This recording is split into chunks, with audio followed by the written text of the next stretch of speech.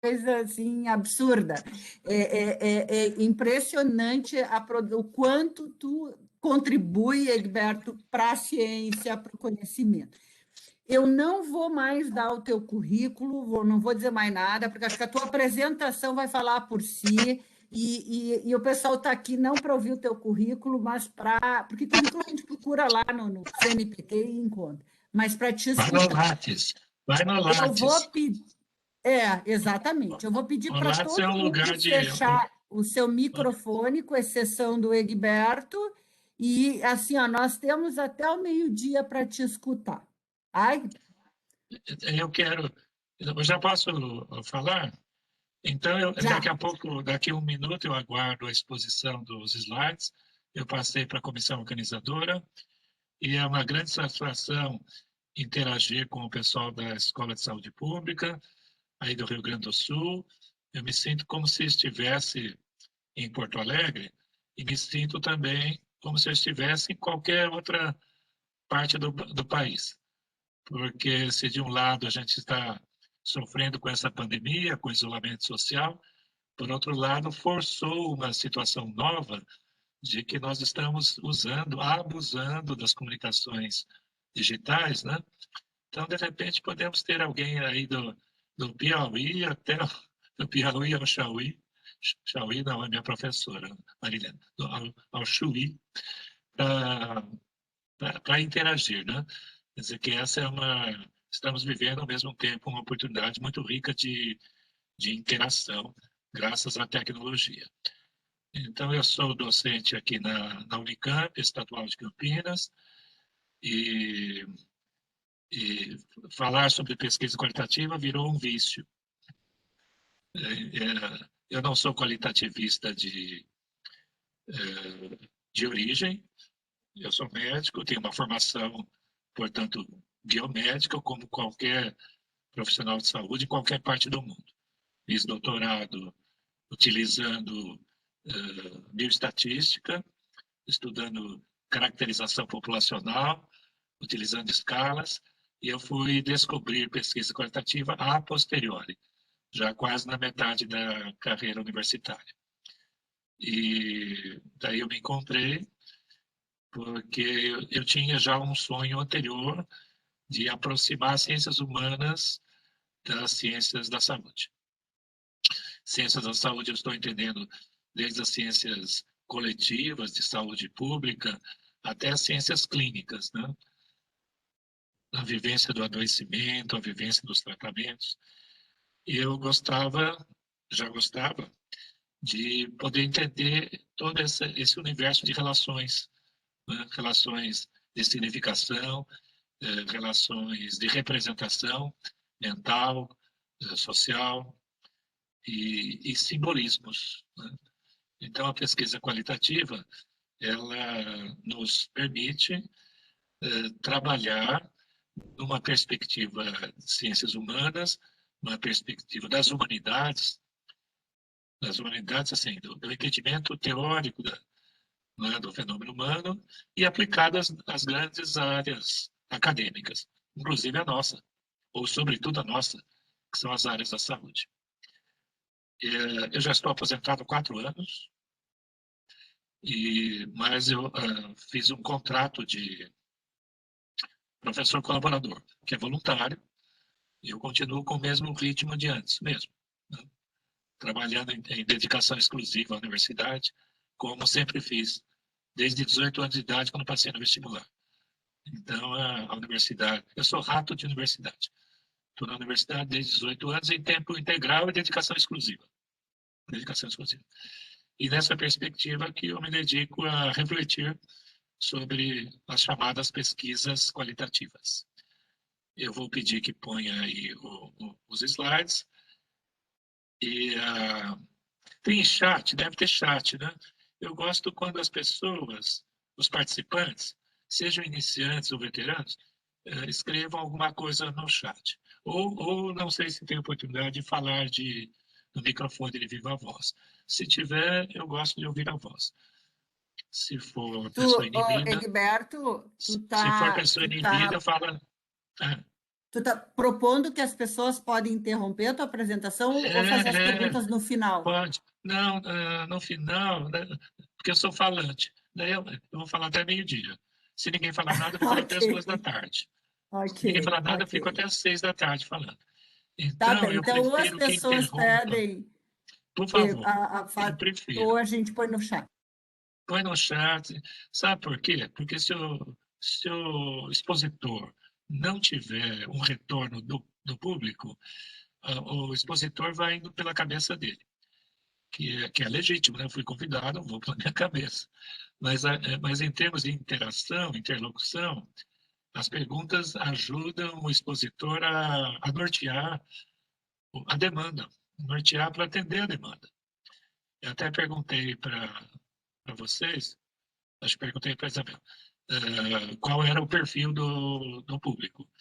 Então, eu entendi que dos inscritos, teve um número grande de inscritos, supusemos que metade estivesse engajado em algum programa de pesquisa. Programa de pesquisa, no sentido estricto, pós-graduação, né, mestrado, doutorado. Mas tem uma outra metade que são iniciantes, curiosos, ou pessoas que estão entrando no mestrado, mas ainda estão formando consciência sobre o que é pesquisa e que têm curiosidade de conhecer o que se diz por aí de pesquisa qualitativa. Então, eu estou supondo que na plateia, essa plateia virtual, tenham pessoas em diferentes momentos da trajetória, caminhando tanto em ciência, na prática da construção do conhecimento científico, como, em particular, nas chamadas pesquisas qualitativas. Então, se quiserem intervir, eu prefiro, porque assim eu respondo e já, se eu souber responder, eu respondo e já dá um norteamento. Então, eu quero que os slides sejam apenas um pano de fundo, né? E a figura mesmo seja a demanda que for aparecendo durante a exposição. Então, está escrito aí no primeiro slide, mini curso, no primeiro simpósio de pesquisa e saúde, pessoal aí da Secretaria de Estado, hoje é 22 de junho. Ontem começou o inverno. Suponho que aí esteja mais frio do que aqui. Na minha cidade, o computador está marcando 16 graus, olha que delícia. Eu gosto de frio. E o título é Pesquisas, então já chama a atenção. O título desta colocação está no plural. Pesquisas qualitativas em saúde. E eu tenho feito contraproposta de títulos de poucos anos para cá. Então, como eu escrevi o livro que foi mencionado, né?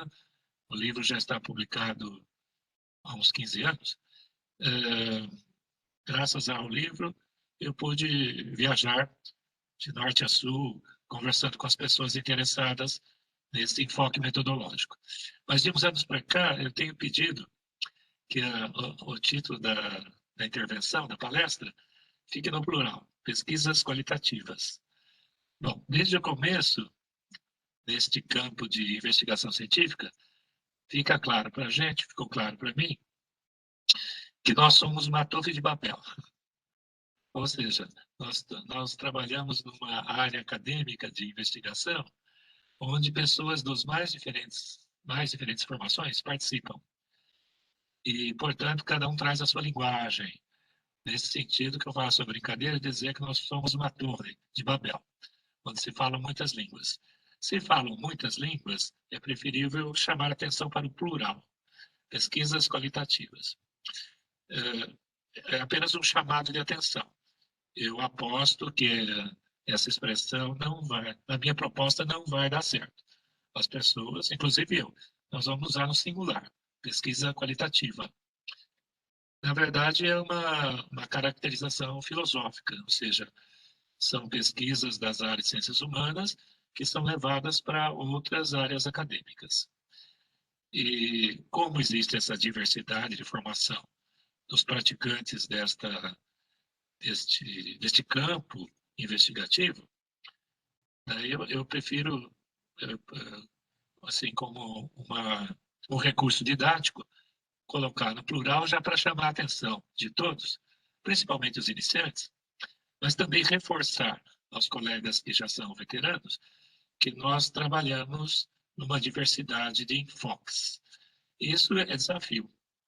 É desafio porque na Torre de Babel as pessoas têm alguns que falam línguas próximas, outros falam línguas diferentes, idiomas um tanto distantes.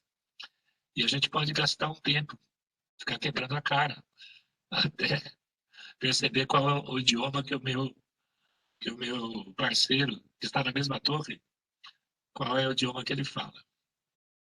Bem, pesquisa qualitativa, então, no plural. Em saúde também já é um recorte, um grande recorte.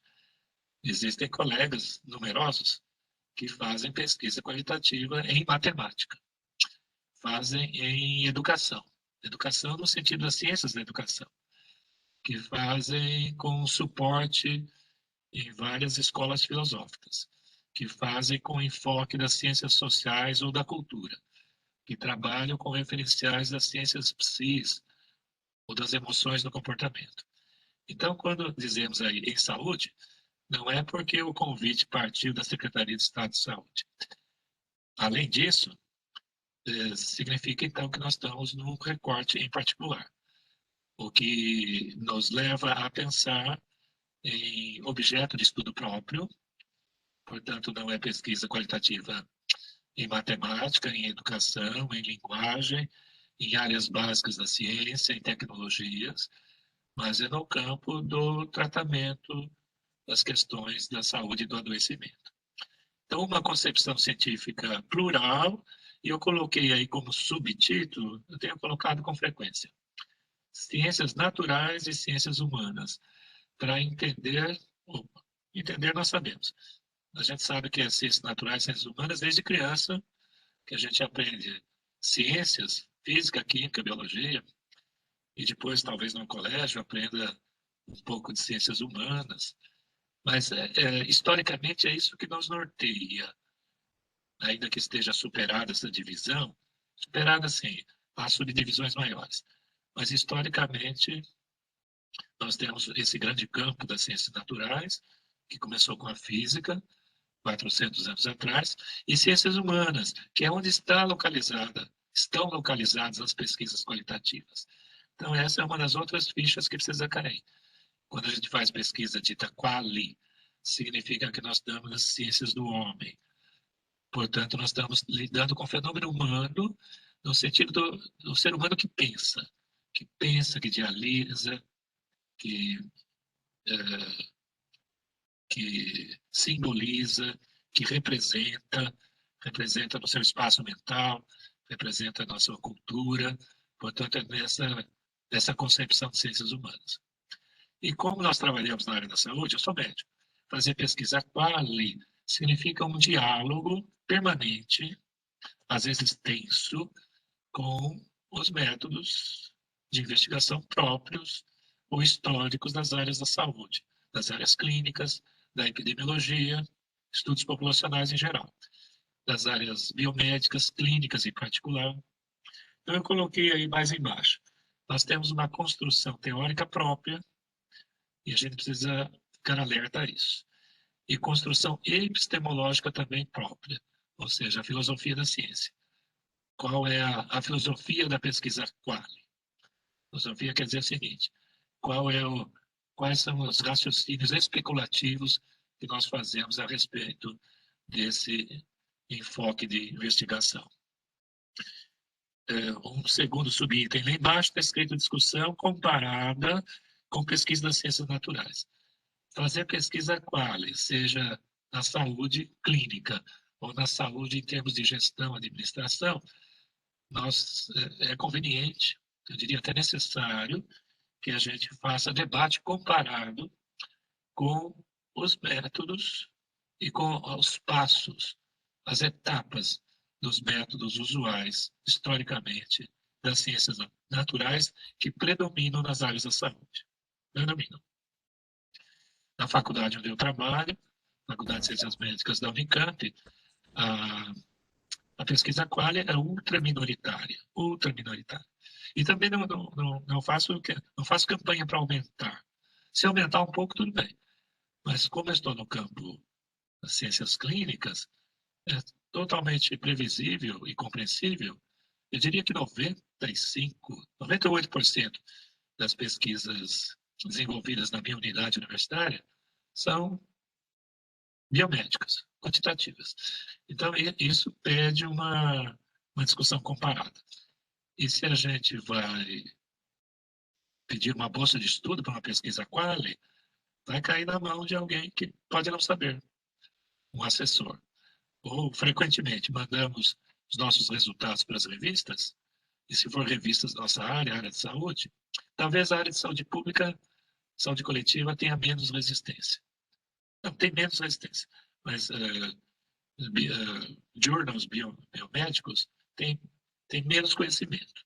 Então, a gente tem que enfrentar acadêmicos que desconhecem a pesquisa qualitativa, ou às vezes até supõem que conhecem alguma coisa, mas não conhecem. Então, tem essa tensão.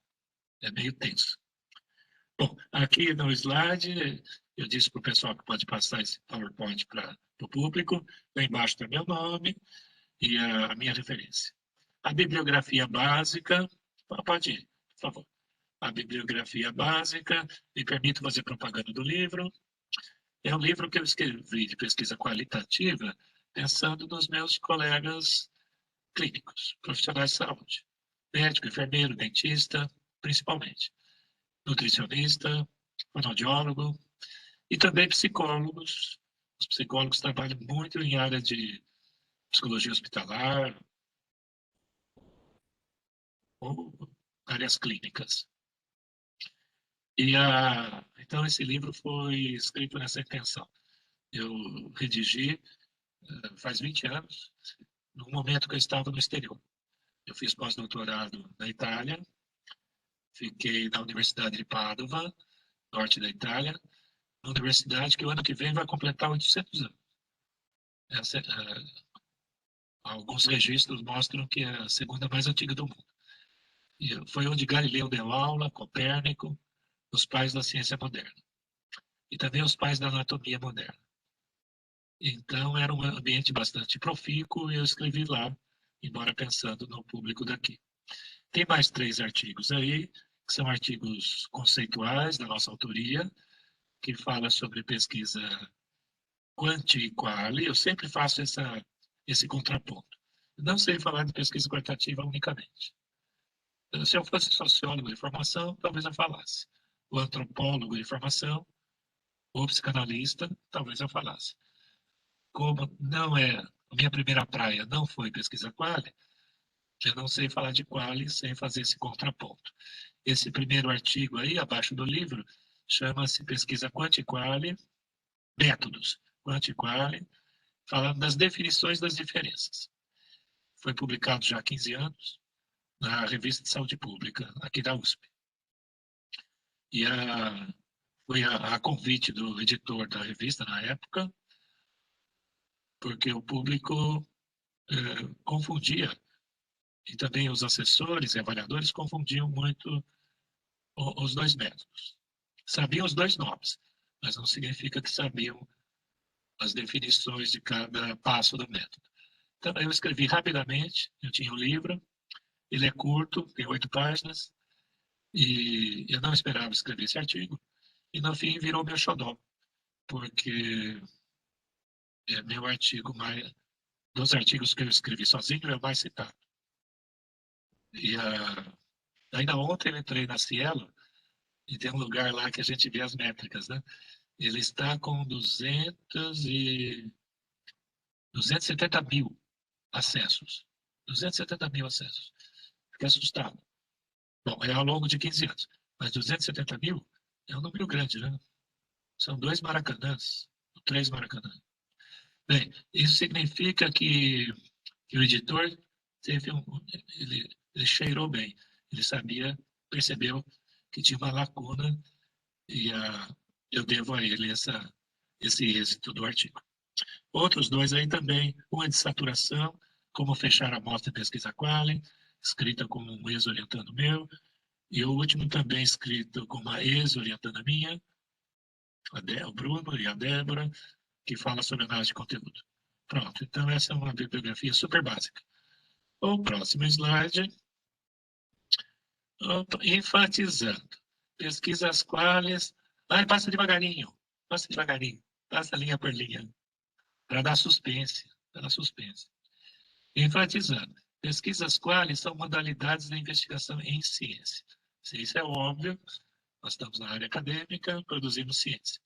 Mas eu gosto de enfatizar assim mesmo, porque às vezes na pesquisa dita qualitativa, como ela é... A gente está meio no limbo, viu, gente? Porque nós não somos... Nós fazemos ciências humanas, mas a maioria de nós não está numa entidade, numa unidade de ciências humanas, seja de uma universidade ou de um instituto. Pesquisa qual ela é uma migrante. Ela é ciências humanas praticada em outro lugar, ou na área da saúde, ou na área da educação. Então, ela é uma migrante.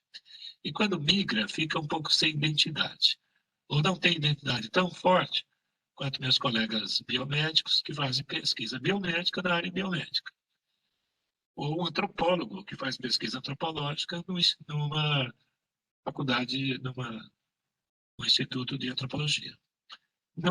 Nós não somos nenhum desses dois casos, a gente é migrante. E na hora que migra, parece que a substância da ciência fica um pouco frouxa. Então, eu estou aí falando do óbvio, mas eu gosto de enfatizar. É uma investigação em ciência para puxar o cérebro para pensar o que é ciência. Ciência é uma produção intelectual humana que se dispõe, que se propõe a descobrir as relações entre os fenômenos, os nexos entre as coisas. Nexos, ligações, que são invisíveis. Então, o cientista é aquele cara que trabalha para descobrir as relações invisíveis das coisas, dos fenômenos da natureza, do ser humano. Então, a pesquisa quali usa, obviamente, o método científico. Método significa estrada, do grego meta, odos é estrada, portanto, fazer pesquisa é caminhar numa estrada. Quem faz pesquisa científica sai de uma cidade e vai na outra.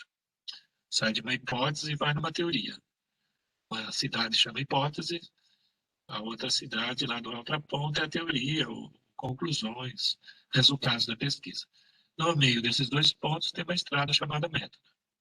Então, nós temos estradas definidas. Estão nos livros, estão nas disciplinas de metodologia, e a academia, desde a Grécia Antiga, as universidades na Europa, desde a Idade Média, a ciência mais novinha, de 400 anos para cá, tem o seu rigor.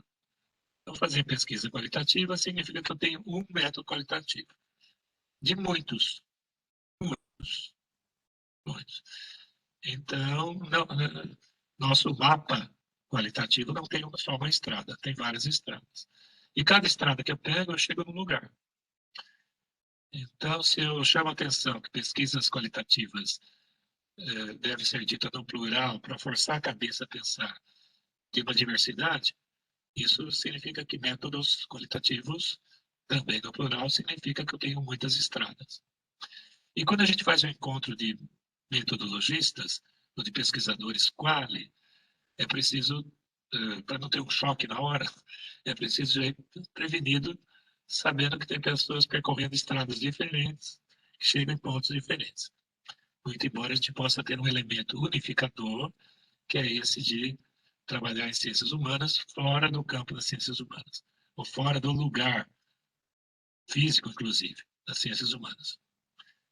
Ciências humanas são simbólicas, eu gosto de reforçar, porque se há alguma coisa que marca o fenômeno humano, é a sua capacidade, a nossa capacidade de simbolização.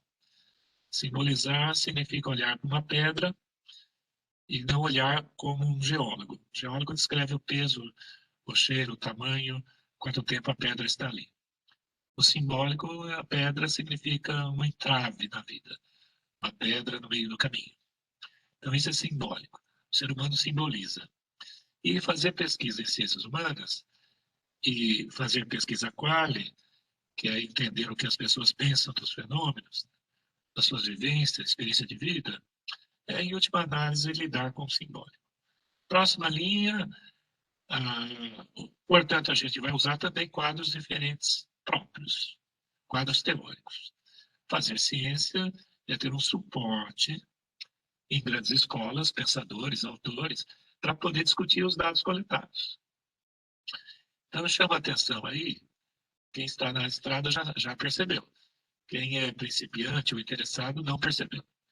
Pode não ter percebido. Que nós podemos, didaticamente, organizar em 3 grandes escolas, digamos assim. Escolas de pensamento, escolas teóricas. Vou colocar tudo no plural. As filosofias, as ciências sociais, culturais, portanto, quem faz pesquisa qualitativa no campo macro, que é o caso da saúde pública, saúde coletiva, que é a grande, que é o predomínio. Na área de saúde, o predomínio de pesquisa quali é na área de saúde coletiva. Eu acho que é 80%. E as ciências psis, eu trabalho aí, eu sou da minoria. Ciências psis, eu coloco as psicologias, plural, as escolas psicanalíticas, plural. Então, então veja, essa aí é a Torre de Babel. Se a gente reúne no congresso de pesquisadores qualitativistas, vai ter quem tem uma base russeliana ou heideggeriana, filosofias, e vai ter gente lá que trabalha com saúde coletiva, que usa escolas sociológicas ou antropológicas. E vai ter eu, que sou psiquiatra, que gosto de psicologia médica, psicologia da saúde, que uso escolas psicanalíticas, empresto conhecimentos de escolas psicanalíticas. Então, vejo que a Torre de Babel é grande, viu? Na próxima linha, vem aplicadas a diferentes áreas do conhecimento acadêmico e estuda o fenômeno humano. Próxima linha. Tem o alvo. Então, para que serve pesquisa quali? Quem está fazendo, escreveu lá o objetivo do projeto, já sabe. Quem é interessado, quem está aí na plateia como iniciante, para que serve a pesquisa quali? O que é? É da área de ciências humanas e nosso alvo é interpretar significados. Significados que são atribuídos, são emprestados, são aludidos, são trazidos, são apresentados por nós, pelas pessoas estudadas, a respeito de fenômenos que ocorrem no dia a dia e pelas experiências de vida. Então, fazer a pesquisa na área da saúde, quali, pode significar desde como os profissionais e os usuários do serviço de saúde, como é que eles articulam na cabeça, como eles entendem o sistema de saúde, como é que entendem o atendimento que eles fazem. Ou na área clínica, como é o caso que eu trabalho. O que o adoecimento significa. Então, quem estuda asma é o pneumologista, ou então o imunologista, ou o epidemiologista, ou o clínico geral. Agora, quem estuda o significado da asma, perguntar para uma mãe o que significa ter uma criança asmática, ou perguntar para um adulto como é que você lida com sua asma, o que isso representa, como é que você se vira com ela, isso já não é mais medicina. É aplicado à medicina, sem dúvida, mas não é ciência biomédica, é ciência humana. Então, a última linha aí diz para que serve. Por que estudar quali? Porque nós entendemos que a questão simbólica organiza as pessoas e organiza o coletivo. Né? Quer dizer, dependendo do que eu entendo por uma determinada experiência, aquilo me organiza. Então, a gente escorregaria no positivismo, pensar assim, eu faço isso por causa daquilo. Quando, na verdade, existem questões estruturais, simbolizadas, que, por sua vez, nos organizam. Então, se eu sei o que um paciente pensa sobre a tosse dele, sobre o remédio que foi prescrito, ou sobre a necessidade de tomar ou não vacina, se eu entender o simbólico da vacina, o simbólico do medicamento, de uma cirurgia, de fazer consultas preventivas, daí eu vou entender por que ele adere ou não adere, né, os medos. Então, essa é a importância, que os significados têm ação estruturantes na vida humana. No próximo, então, eu tenho enfatizado desde o comecinho que a pesquisa quali é uma atividade de migrantes, né? Eu resolvi assumir esse substantivo e essa identificação, porque eu entendo que ela é chave para entender o jogo acadêmico em que a gente está imerso. Então, compreende quem faz pesquisa quali, pegar toda a comunidade de praticantes, quem faz pesquisa, quem consome, nós temos duas possibilidades migratórias. Como é meu caso. Uma delas é essa aí. O pesquisador é graduado em áreas acadêmicas diversas. Então, ele é psicólogo, é médico, enfermeiro, assistente social, é nutricionista. E ele permanece nesse lugar, ele ou ela, e migra quanto à forma de fazer pesquisa.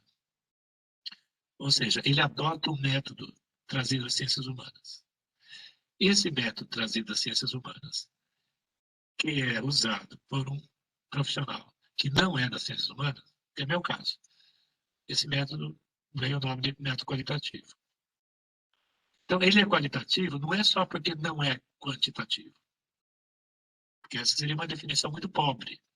Pesquisa quali, aquela que não é quant, isso é uma definição muito pobre. Então, é quali, mas qual o status da quali? Quem é chamado de quali? Então, um deles é esse. Primeiro, sou eu. Eu sou médico e não saí da faculdade de medicina, mas eu migrei de método. Eu fui emprestar o método, que não é da minha área, para aplicar na minha área. E o segundo está aí, no outro parágrafo, o pesquisador é graduado em ciências humanas. Um sociólogo, por exemplo, antropólogo, psicanalista. Psicanálise não é uma graduação, mas é uma formação em conhecimento. E ele migra fisicamente. Ele leva o método que ele já tem, porque é da área dele, da formação dele, mas ele vai trabalhar na área de saúde, por exemplo, ou na área do ensino, na área da educação. Então, ele migra ao, à localização acadêmica, mas não migra quanto ao método. Mas é migrante da mesma forma. O que significa migrante? É um cara que mora numa região e muda para outra. Ele fica um híbrido. Ele fica um híbrido. Se um antropólogo vai estudar um problema de saúde, mas ele é orientando de um professor antropólogo, e ele faz um mestrado em antropologia numa unidade de ciências humanas. Ele vai num congresso de antropólogos. E o autor de preferência dele é um antropólogo famoso. Aí não tem tensão, porque todo mundo fala a mesma língua. E ele vai fazer um trabalho de antropologia na saúde, no meio de médicos, enfermeiros, daí ele apanha. Porque ele vai ter que usar uma linguagem para ser entendida por pessoas que não foram formadas com conceitos naquela situação. Daí cai a ficha que ele é um pesquisador qualitativista. Se os antropólogos, então, somente entre si, eles não se chamam de qualitativistas. Aliás, nem cai a ficha que são. Eles só ganham essa identidade quando migram. E eu só ganhei essa identidade, meu caminho é o inverso. Eu ganhei essa identidade não porque eu migrei de lugar. Eu continuo na mesma faculdade onde eu me formei, como pesquisador professor. Mas a minha migração foi teórica. Foi de emprestar o método. A próxima linha, esses pesquisadores lidam com obstáculos por serem imigrantes. Então, pesquisa quali tem obstáculos próprios. Bem, pesquisa científica nenhuma é moleza. Tem suas dificuldades. Óbvio. Trabalhar com qualquer área de aprendizado, de conhecimentos, tem as suas dificuldades próprias. Os pesquisadores quali têm um plus. São mais mais fora da zona do conforto do que os outros. Não estamos na zona do conforto. Ninguém está na zona do conforto. Mas o qualitativista, menos ainda. Porque ele é híbrido. Ele tenta misturar linguagens de uma grande área para conversar com outra grande área. E a última linha diz o seguinte: o caminho dessas pesquisas acabou ganhando o nome de método Qualy. Veja, não é exatamente essa a história contada, mas essa é uma história recontada. Então é preciso cair a ficha de que as nossas estradas de construção do conhecimento são estradas entre paradigmas diferentes, entre grandes modelos de compreensão do objeto de estudo. Se não tem nenhuma pergunta no chat, eu passo no próximo slide. Pesquisas Qualy e suas identidades variadas. Continuando, então. Há uma grande diversidade de quadros teóricos de suporte nas prateleiras. Eu até incluí no slide a expressão. Nós somos uma torre de Babel de pesquisas qualitativas. Por quê? Porque a concepção do projeto, a condução da pesquisa, a interpretação dos achados e até a divulgação, seja no congresso, seja na publicação de artigos nas revistas, nós temos essa torre de Babel. Então, não é uma área de investigação científica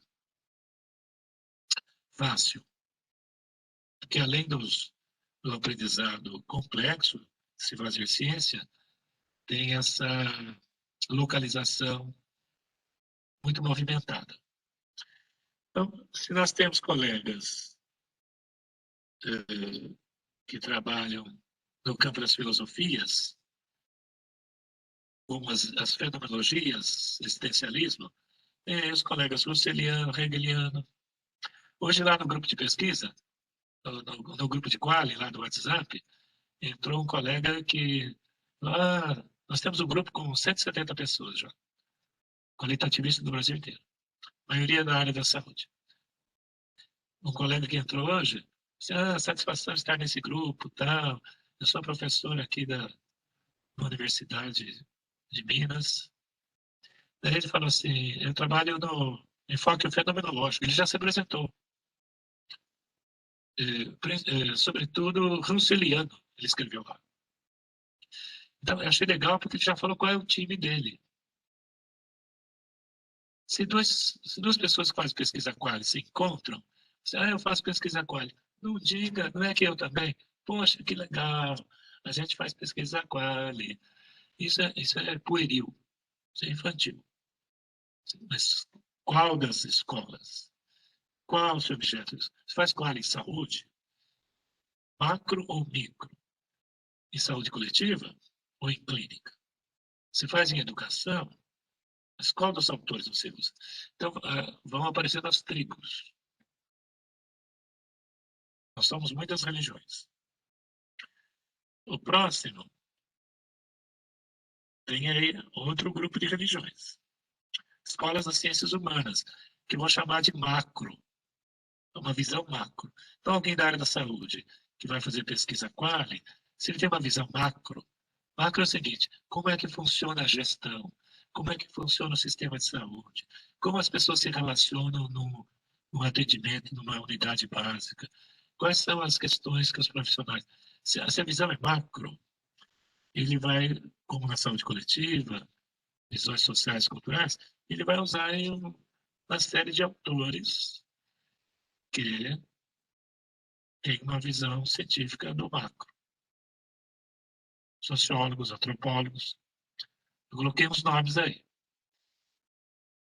Se eu não citei a religião de alguém, pode falar, eu vou juntando outros nomes. Daí aí embaixo tem o último, que é a minha.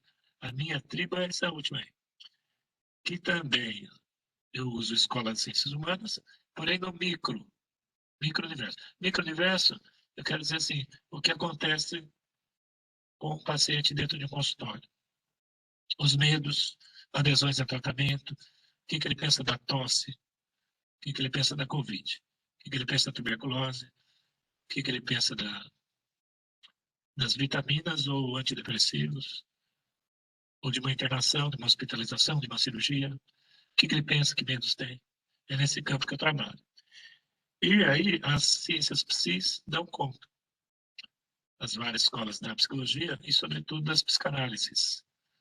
Eu trabalho, em particular, com um autor britânico, Michael Balint, que era médico e psicanalista, que ele discutiu muito relação profissional-paciente, na década de 50. Ficou um livro famoso. Então, essa é a tribo. Minha tribo é minoritária.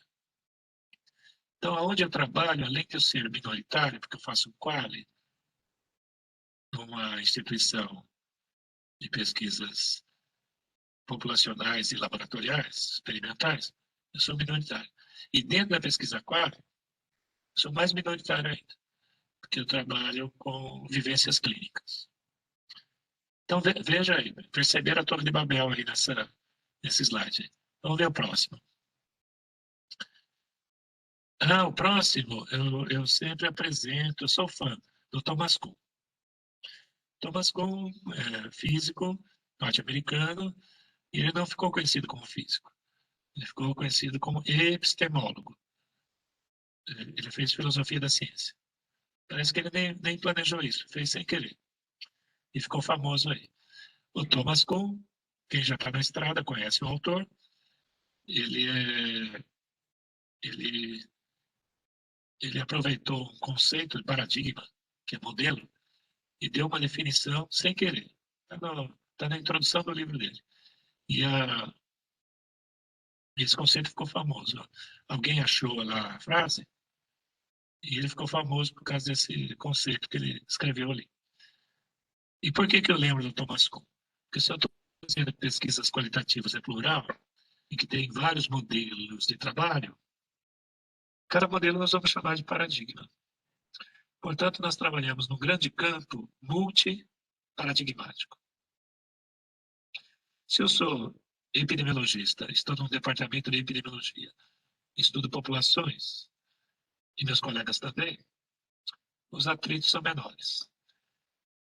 Se eu faço quali, é bom lembrar do Thomas Kuhn, porque ele fala que entre aspas, as religiões ou as tribos, elas têm seus modos de trabalhar. Então, paradigma está definido aí. Sustenta um conjunto de realizações científicas. Então, se eu trabalho no enfoque psi, eu estou num conjunto de realizações científicas de enfoque psi. Continuando,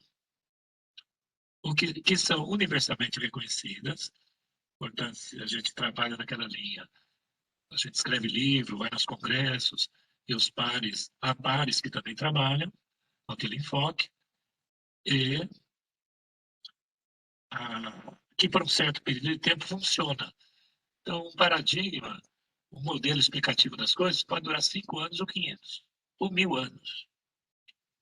O paradigma do hélio, do geocentrismo, durou 1000 anos. Desde lá quem criou mesmo o geocentrismo foi nos anos 300. E caiu só nos anos 1600. Foram quase 1000 anos que acreditaram que a Terra era o centro do universo. É um paradigma. Então, por um certo período de tempo, ele fornece. Então, por que a gente fala? Qual a importância de tal Thomas Kuhn? Porque quando ele conceitua o que é paradigma, e vamos dizer que a pesquisa qualitativa é um grande paradigma, é um grande modelo, e quem está nesse grande modelo, ele vai escolher problemas, não aleatoriamente. Não vai achar numa gaveta questões para estudar, perguntas para responder. Não vai estar numa gaveta. Ou melhor, se tiver numa gaveta, vai estar na gaveta da pesquisa quali.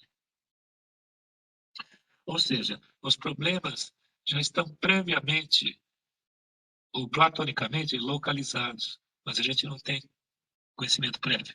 A gente acha que descobriu um assunto novo para pesquisar. E é novo mesmo, porque eu não tinha pensado. Porém, só podia ser aquele assunto. Porque dentro daquele paradigma, aquele assunto cabe. Um outro assunto, de um outro paradigma, não cabe. E aí, nessa outra linha, essa divisão de linhas foi eu que inventei.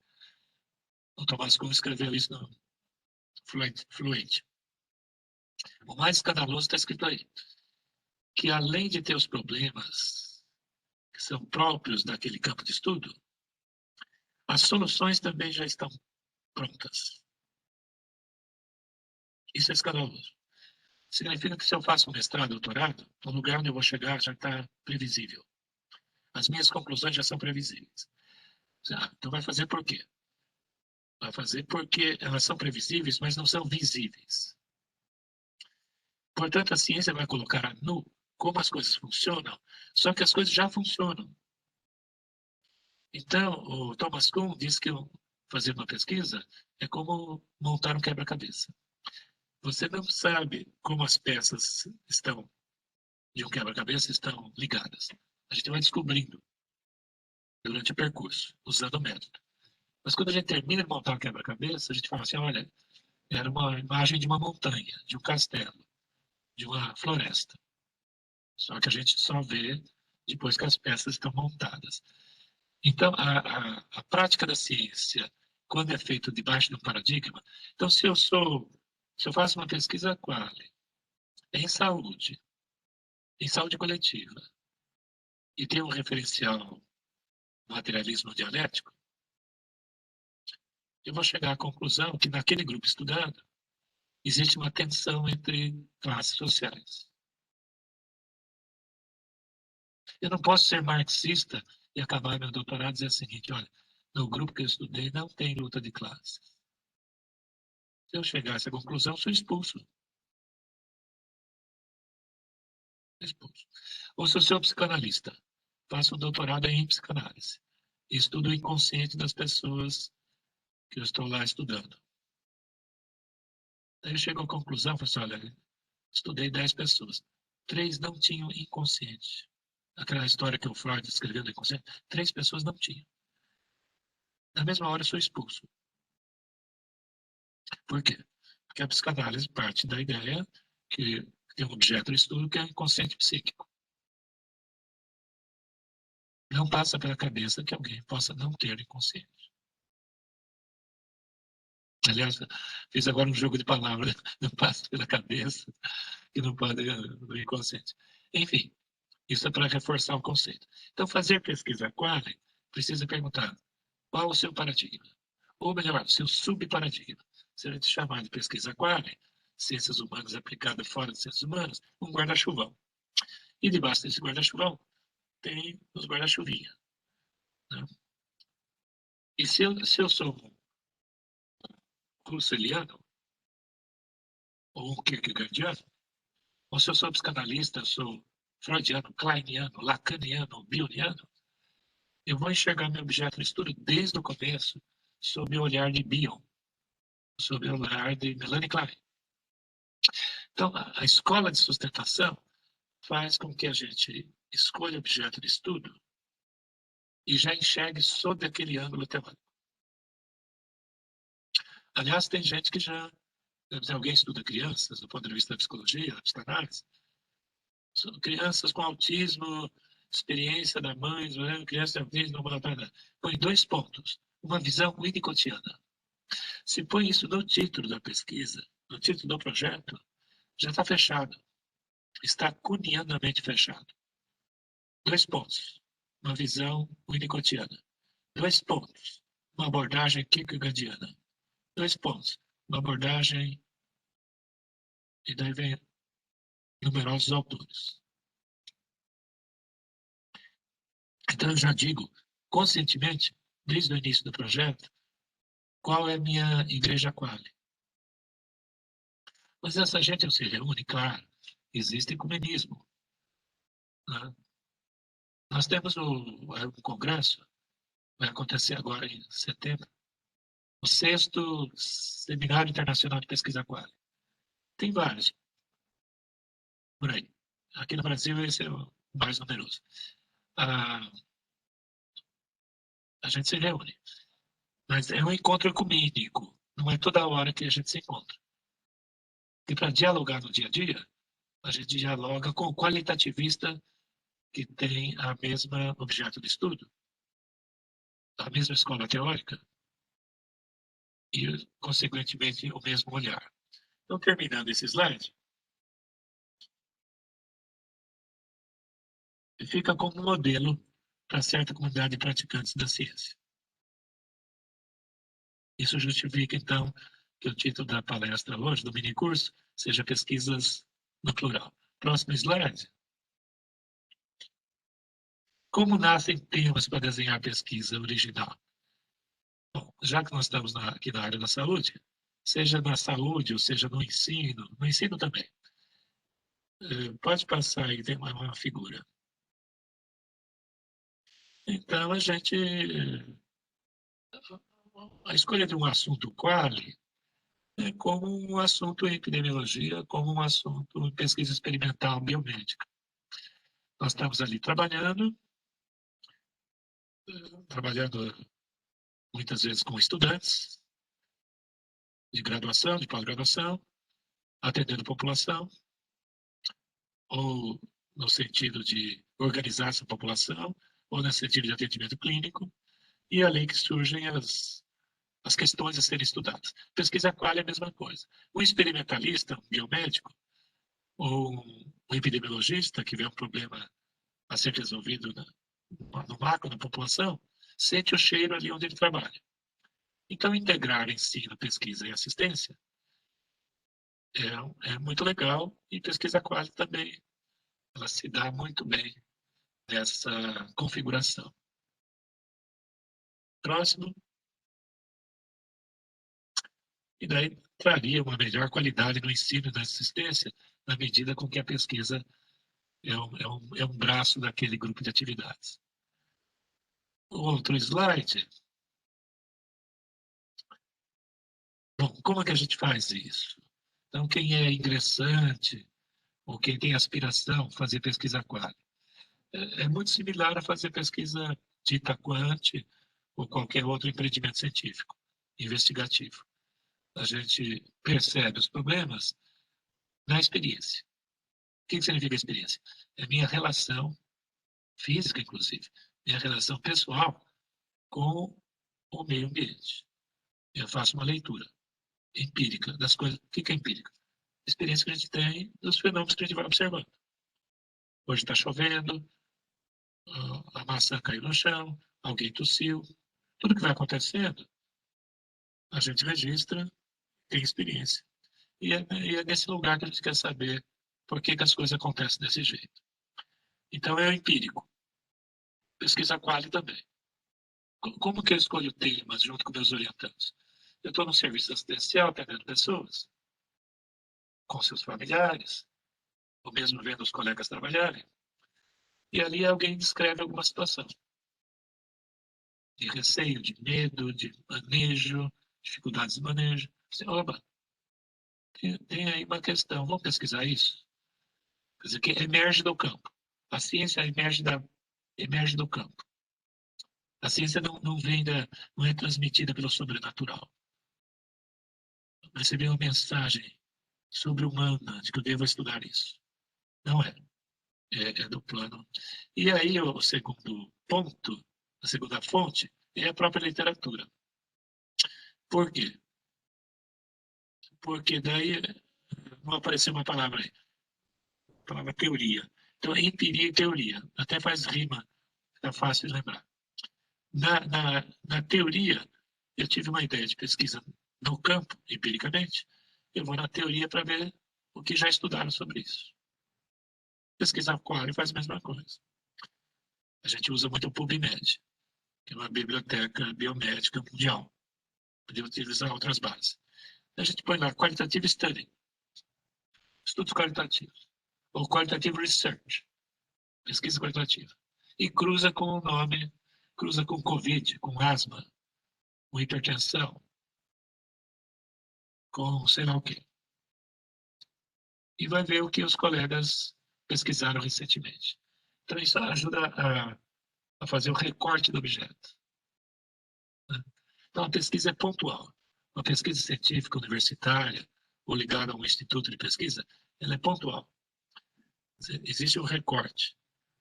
Não é só porque o mestrado dura 2 anos, uma iniciação científica 1 ano só, não é porque o tempo é delimitado, mas porque a ideia da construção do conhecimento no cotidiano é no varejo. A gente tem um recorte. Próximo slide. Não sei porque não faltou uma palavra, não apareceu aí. A pesquisa e sua sólida inserção institucional. Isso aí também tem uma inspiração do Thomas Kuhn, o autor, o físico, o filósofo que eu citei. E serve também para... Eu penso muito nos ingressantes, nas pessoas interessadas, nos iniciantes, para ter uma ideia que fazer pesquisa quali não é romântico. Aliás, fazer pesquisa acadêmica nenhuma é romântica. Não é romântica assim. Não é como pensar numa viagem que eu vou fazendo ao bel prazer.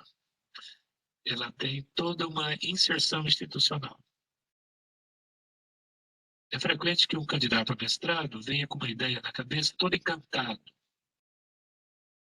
Mas qual é a precaução? É sair da ingenuidade e caminhar para a malícia. O meio acadêmico é muito malicioso. Ingenuidade não tem espaço. Então, um projeto de pesquisa, ele não é livre.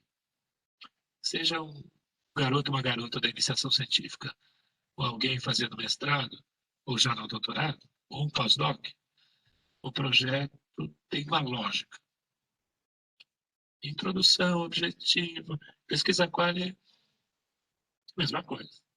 Tem introdução, pode-se, deve-se levantar hipótese, escrever hipótese, um objetivo definido, 2 linhas. Depois tem a descrição do método. Como é uma... Eu disse que pesquisa quali é meio migrante. Meio não, é migrante. Às vezes o método não é descrito com tanto rigor quanto um colega experimentalista ou epidemiologista. Essa é uma advertência. O que significa rigor? Meu método é etnográfico. Meu método é interacionismo simbólico. Grounded theory. Ou clínico qualitativo, como nós fazemos aqui na Unicamp. Ou é de uma escola psicanalítica. Ou é pesquisação. Cada um desses é um método, é uma estrada. Na hora que eu escolho, eu já estou inserido institucionalmente. E eu vou ter um orientador que conhece o método e que trabalha com ele. Então, por isso que tem que fuçar a vida do orientador antes. Ir no Lattes, ver os últimos trabalhos que ele publicou, as teses que ele já orientou, para ver se afina, se harmoniza. Se harmoniza. E a pesquisa quali, às vezes, ela é um pouco... Ela é menos rigorosa nessa busca, comparativamente. Então, um projeto de pesquisa está inserido com um orientador que já tem uma experiência. Então, vamos ver as linhas aí. Projeto de pesquisa.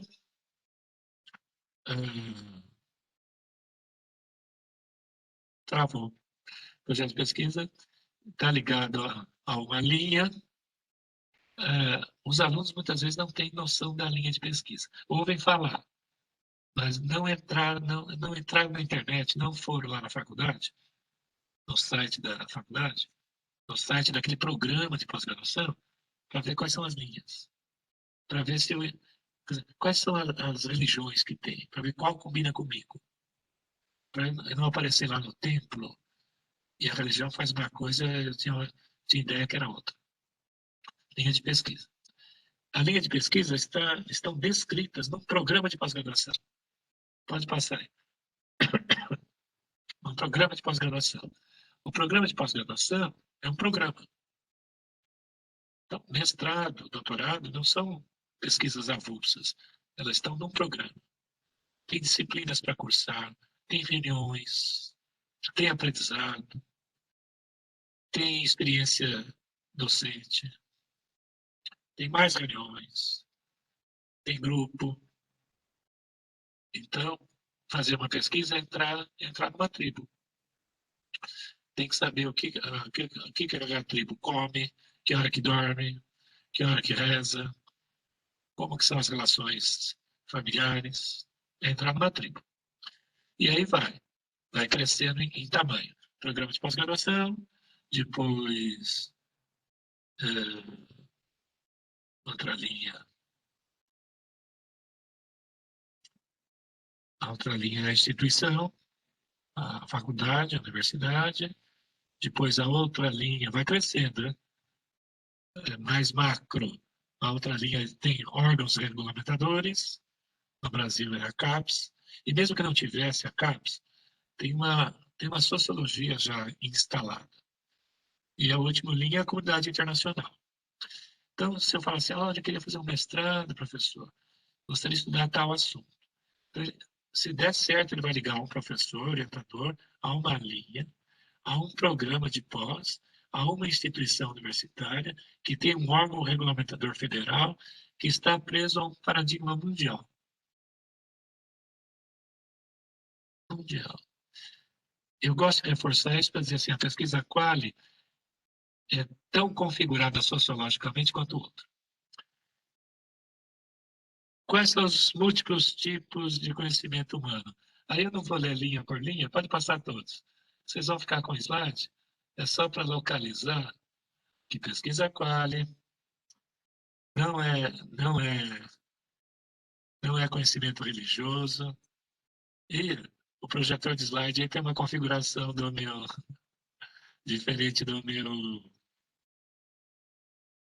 meu PowerPoint. Mas tudo bem. Aí tem uma lista de tipos de conhecimento e o nosso está lá embaixo, que é o científico. E a pesquisa quali está lá no científico. E o científico, acho que não vai aparecer, está desconfigurado. Ah, o científico significa o seguinte: eu tenho um pressuposto de como as coisas funcionam, não apareceu, ficou desconfigurado. Depois, quando vocês usarem no computador de vocês, acho que vai aparecer certinho.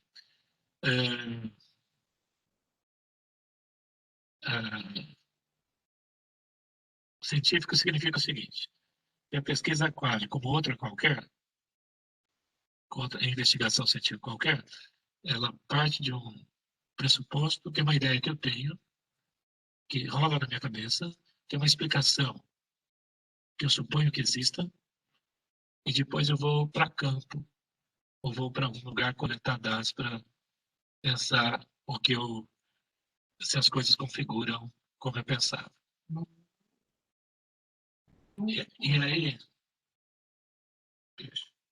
aí, nesse slide eu faço o seguinte: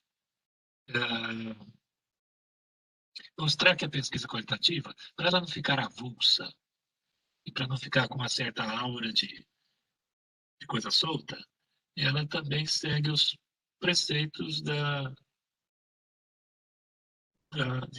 de qualquer produção científica. Nós temos bases gregas. Isso serve para o laboratorista de química orgânica, serve para o pesquisador qualitativista que usa o referencial sociológico em saúde coletiva. A gente se expressa através de palavras. Mas isso é óbvio. Não é tão óbvio, não. Porque as palavras, elas dão uma organização do pensamento. Então, a pesquisa qualitativa é o seguinte: ciências humanas aplicadas fora das ciências humanas. Então, a palavra, o logos é o nome que eu dou para as coisas. Palavra. Os nomes dados em todo o vocabulário de pesquisa quali, ela nos organiza o pensamento. Numa visão, eu diria, grega, né? De descobrir o que as pessoas pensam e as palavras usadas identificam o paradigma em que eu estou. E também lida com o conceito de causalidade. Não da relação causa-efeito, como faz um experimento, mas Aí é o Aristóteles, também não apareceu. Tem um problema de configuração aí. Causalidade. No sentido de que a pesquisa quali também busca relações, tanto quanto a pesquisa quant. É que na pesquisa quant eu me ocupo de ver as relações causais no sentido de relação causa-efeito. A maçã caiu no chão porque a terra traiu. Na pesquisa qual é a seguinte: a pessoa imaginou tal coisa a partir de uma experiência por causa do sentido que ela deu. Então, o nexo não é causal, como Aristóteles imaginou, mas aqui é um nexo de sentido. Portanto, eu tenho um fenômeno, eu estou hoje com um resfriado. Isso significa que é a representação mental. Então, o nexo é o nexo de sentido. Mas existe essa base grega de buscar relação, nexo, ligação entre as coisas. Próximo. Porque nós temos ainda 40 minutos. Não sei se ninguém perguntou nada, porque está muito claro ou porque não tem dúvida. E eu acho que tem dúvida, sim. Principalmente para quem é iniciante. Pode falar. Eu não estou vendo acesso ao chat aqui. 64 participantes. Não tem Legal. nenhuma pergunta. Formato de pergunta não tem nenhuma ainda, Egberto. Mas assim, nos mini cursos anteriores o pessoal também não fez muita pergunta, fica mais atento e, É enfim, gente inibida. É gente não inibida. sei se é É inibido. assim. Eu acho que o É, mini curso também é muito claro, e daí talvez as pessoas não não, fiquem é com inibido. dúvida. Porque quando é aula presencial, o professor olha no olho do aluno. E se o aluno faz uma cara que não está, né, ou que não entendeu, ou que ele quer contar uma coisa, o olhar, no olhar, chama a pessoa à fala. Como aqui não tem olhar no olhar, então, aliás, os fóbicos adoraram a pandemia, porque você pode ficar do outro lado, assim. Os fóbicos não estão sendo incomodados. Porque um fóbico numa sala de aula, professor, e você está pensando o quê? O cara é fóbico. Aí ele passa mal, mas ele tem que responder. Agora, como tudo está sendo feito remotamente, os fóbicos estão adorando. Pode ser que tenha uma plateia de... Bom, então, continuar passando aqui o material. A importância do método. Se a gente está falando de pesquisa qualitativa, tem os métodos. Não lembrar o que é método. Quem já está desenvolvendo mestrado e doutorado sabe, porque já está andando na estrada. Mas às vezes não para construir intelectualmente o conceito. O método, reforço, é uma estrada. O pioneiro, o pai do método é o Francis Bacon, um pouco antes do Galileu, que é o pai, que é o pai da ciência. A minha secretária eletrônica ela fala sozinha aqui. O smartphone às vezes ouve o que eu falo e o Google fala. Eu preciso pedir para ficar quieto. Então, aí, o Francis Bacon e a importância do método, então. Quando a gente discute ciência, discute método. Um não está sem o outro.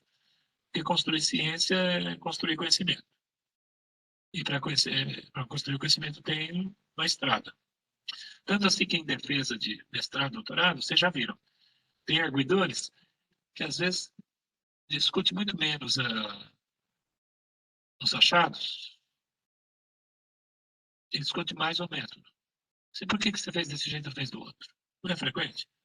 Eu diria até que é mais frequente nas arguições.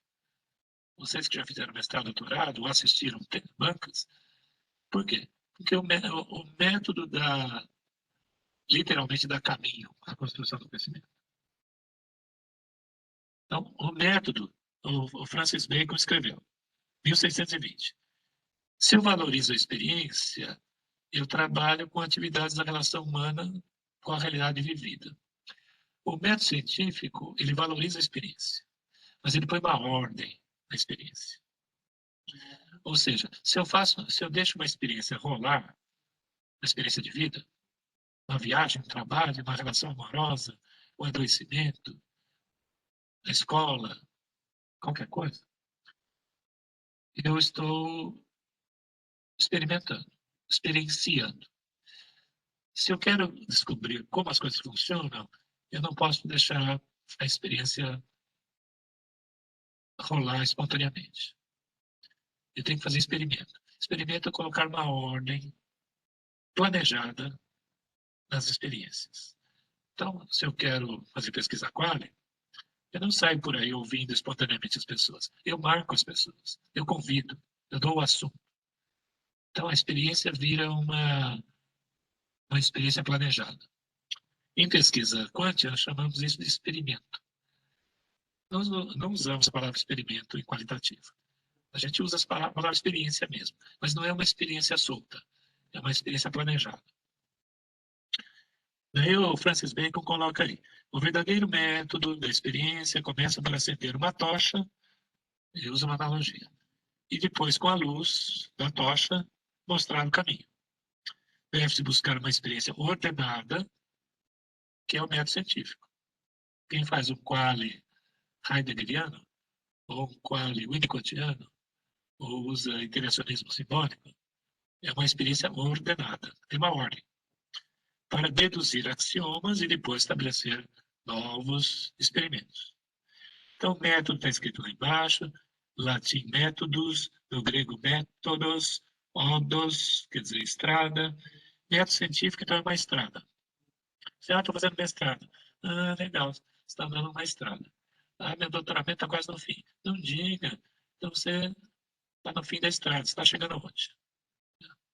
Então, se eu saio aqui da minha cidade, Campinas, eu tenho 2 métodos para chegar em São Paulo. Rodovia Anhanguera, Bandeirantes. Se eu estou chegando em São Paulo, então eu digo assim, olha, meu método, ou seja, minha estrada, estou chegando ao final. Quando eu chegar em São Paulo, a defesa de tese. Pronto, próximo.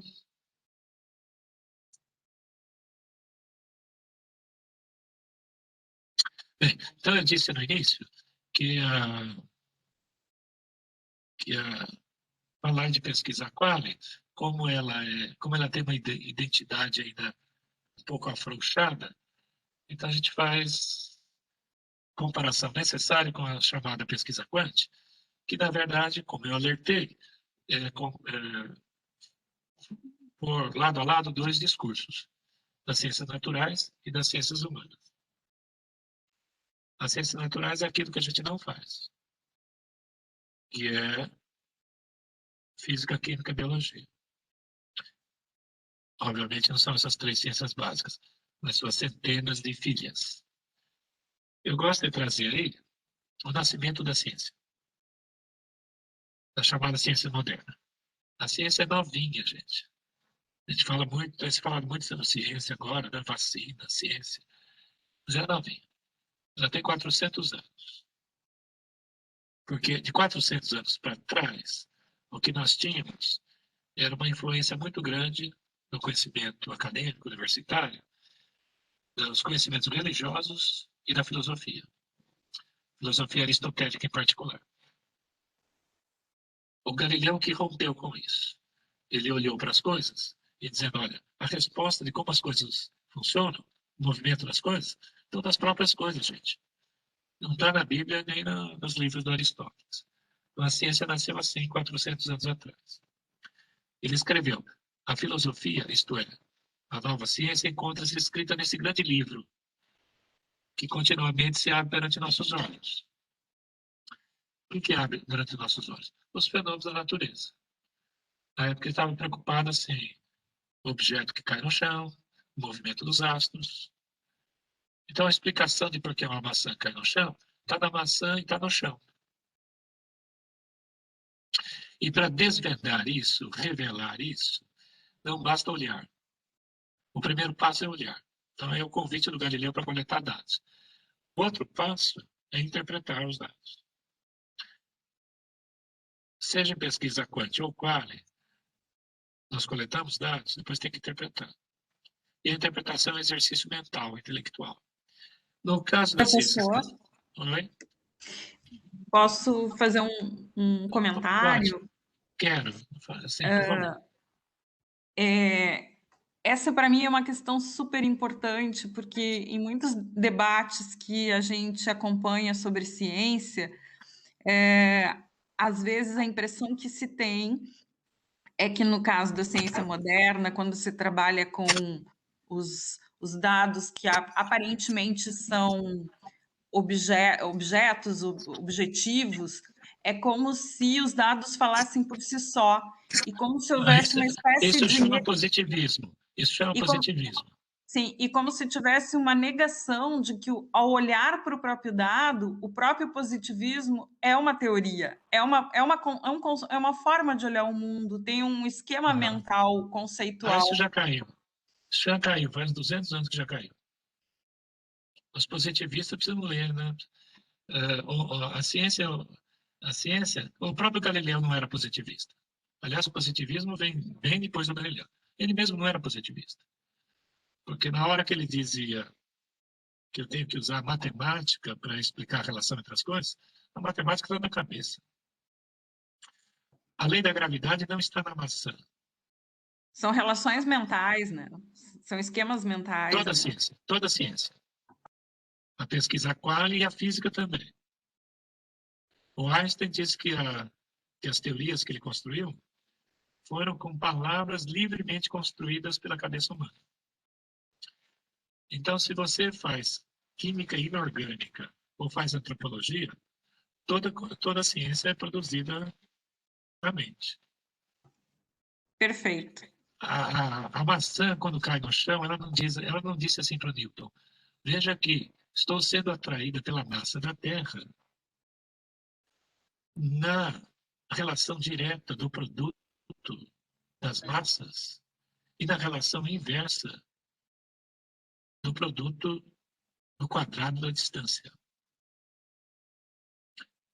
A maçã não falou isso. Foi o Newton que falou isso. Então, toda a ciência, para não ficar aquela história, ele trabalha com pesquisa experimental, ele é positivista. Não. Aliás, pode fazer pesquisa qual e ser positivista. Positivismo não tem nada a ver com o tipo de ciência. Positivismo é acreditar ingenuamente que duas pessoas enxergando a mesma coisa vão descrever a mesma coisa. Isso é ingênuo. Um físico não faz isso. Físico autêntico. Nem um antropólogo. Então veja aí, isso aí é do Galileu. 1600, no discurso da defesa do Galileu. O mundo está escrito em linguagem matemática. Ele estava preocupado em saber sobre a queda dos corpos e o movimento dos astros. Então existe uma matemática oculta nas coisas que explica por que as coisas se movimentam. Que pode ser até desde a circulação do sangue, até uma lágrima que cai, até uma estrela lá literalmente no fim do mundo, que explodiu, está se mexendo. E por que meu olho está virando? E por que esfriou hoje? Tem uma matemática que explica.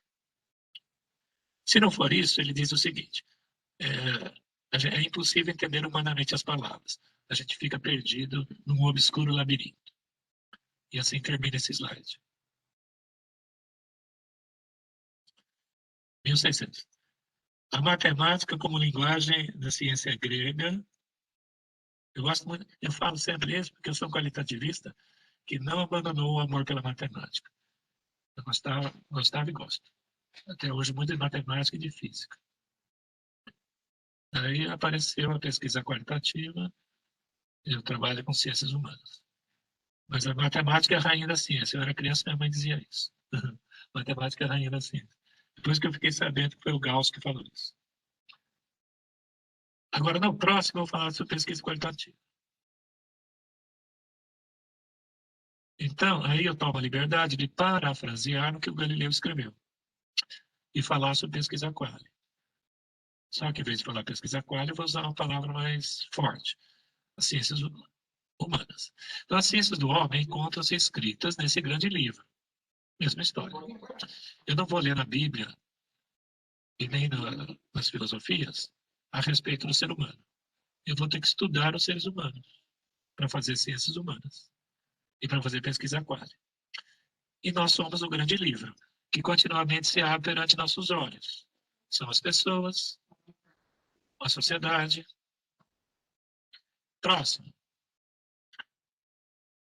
Aí eu continuo. Não se pode compreender antes de entender a língua com qual está escrito. Mas aqui não basta ouvir as pessoas relatarem. Não basta observar grupos. Existe uma língua oculta que faz com que as pessoas se organizem, se estruturem dessa forma. Lá, nas ciências naturais, o Galileu disse que era matemática. Aqui não é a matemática. Porque nós damos símbolos, simbolizações. E os símbolos não têm propriedade físico-química. Portanto, não tem o que medir. Portanto, não tem como usar a matemática. O que está escrito aí? Está escrito o seguinte: o livro está escrito na língua dos significados, das representações, das simbolizações, sem cujas interpretações, aí vem o nosso papel, interpretar. É impossível entender cientificamente os fenômenos humanos.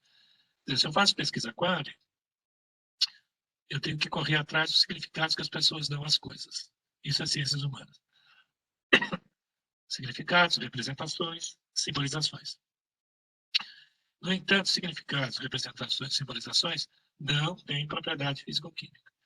Então, não é a matemática. Eu vou interpretar à luz de como alguém simboliza uma experiência. Então, uma coisa é a morte, outra coisa é simbolizar a morte. Outra coisa é eu estar tossindo agora. Outra coisa é simbolizar o que a tosse significa para mim. Em ciências humanas, eu trabalho com interpretações simbólicas, interpretações do simbólico, em última análise. Egberto, Sim. sempre quando eu escuto isso, e quando eu penso pesquisa qualitativa, e às vezes quando eu trabalho isso em sala de aula, eu introduzo Fernando Pessoa, quando ele diz assim, o universo não é uma ideia minha. A minha ideia do universo é que é uma ideia minha. A noite não anoitece pelos meus olhos. A minha ideia de noite é que anoitece pelos meus olhos. Então, eu acho que essa é a riqueza da pesquisa qualitativa, né? Porque ela vai trabalhar como é que alguém simboliza alguma coisa, como é que alguém entende o universo, né? Mas essa também é o risco, a riqueza e a tragédia, já que tu está trazendo algumas o sentido grego, né, do método. Eu gosto também desse trecho, Fernando Pessoa. Aliás, você citou, obrigado. Por coincidência, eu coloquei como epígrafe do meu memorial de concurso, eu coloquei esses trechos, esses versos do Fernando Pessoa. Eu não sei se ele se intitulava ou alguém intitula o Fernando Pessoa como fenomenólogo, mas isso é pura fenomenologia, né? Quer dizer, como que a coisa se organiza na consciência dele.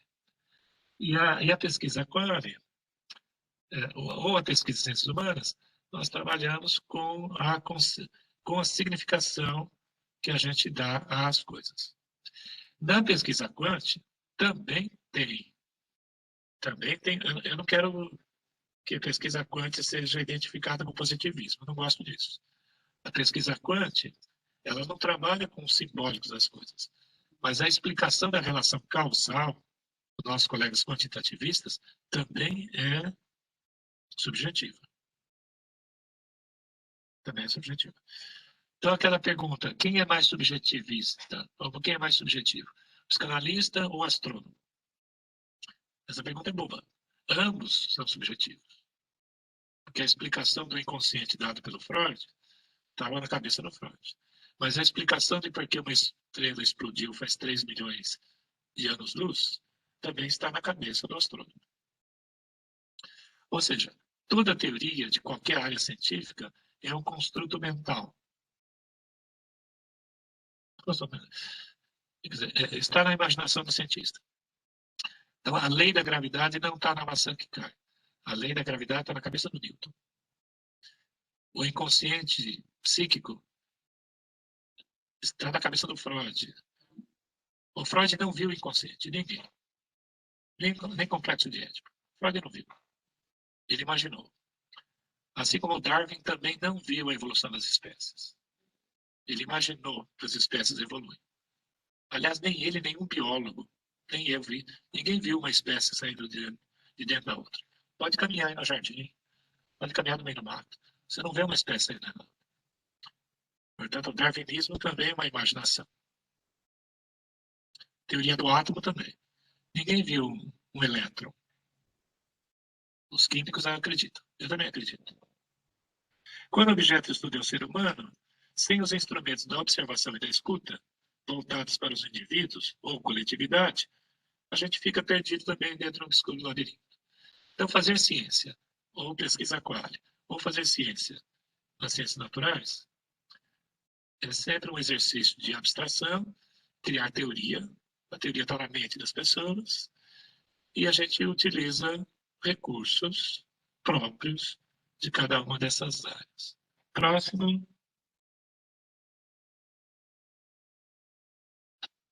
Então, nós trabalhamos com fenômenos. Esse slide é só para lembrar o que é fenômeno. Eu não vou ler linha por linha, depois vocês veem.